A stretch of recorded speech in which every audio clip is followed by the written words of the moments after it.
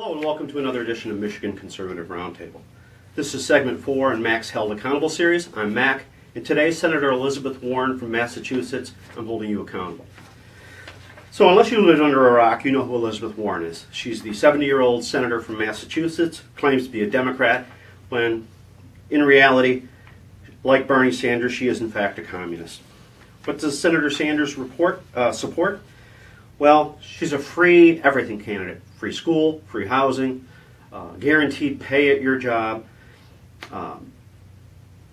free education, so on and so forth.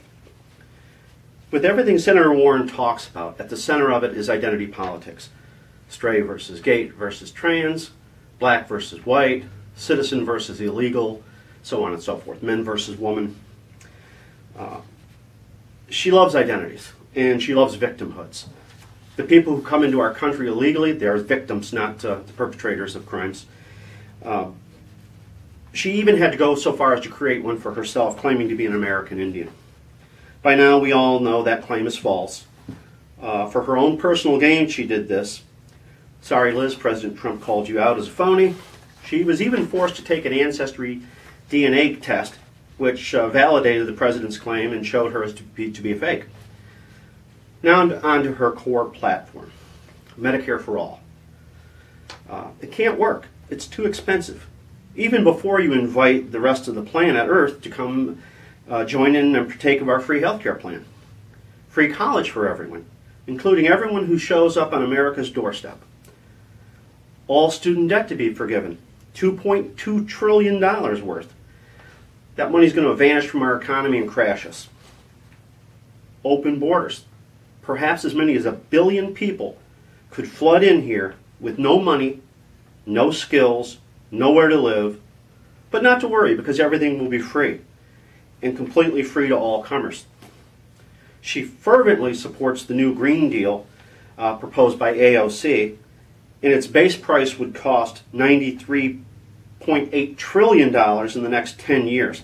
We all know that anything the government proposes will cost at least triple. That would crash our economy, force us into a global communist state, which is really, at the end of the day, their goal. She claims she'll save our democracy. Senator, go back to school. Our forefathers gave us a government which is constitutionally limited republic, not a democracy. This lie has been told for so long by so many that many people believe that we're a democracy, and that's why they don't understand why we need to keep the Electoral College and why it's so important. She's also a proponent of doing away with that and going to a straight popular vote, essentially making us a democracy, which is nothing more than mob rule.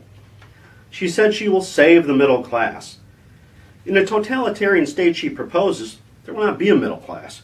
There will be the ultra-rich, of which she will be part, and the rest of us will live in poverty and misery, basically doing their bidding. There will be no dreams for you in the future. You'll have no hope, no dreams, nothing. All you'll do is serve them. Liz Warren does not love America. She hates it with a passion. Just as much she hates success. Although she herself is worth about anywhere from $9 to $11 million. While she harps on and on about the high cost of education, she made a salary of $420,000 for 1 year teaching one course at Harvard. Like Bernie Sanders, Senator Warren preaches socialism, knowing full well it will quickly erode into communism and the end of America as it was founded, as it is today. She is a globalist. Also like crazy Bernie, she surely lives the fine life of capitalism. President Trump donates his annual salary. Why cannot Senator Warren do the same? She can lead the way by sharing her wealth to those who really earned it. Because she says no one really earns what they have if you're rich. So, except her, of course. She will finish the job started by President Barack Obama 10 years ago to destroy this country and make us a nation among nations in the globalist communist state. So as we like to say on the Michigan Conservative Roundtable, be safe, watch your six, and don't tread on me.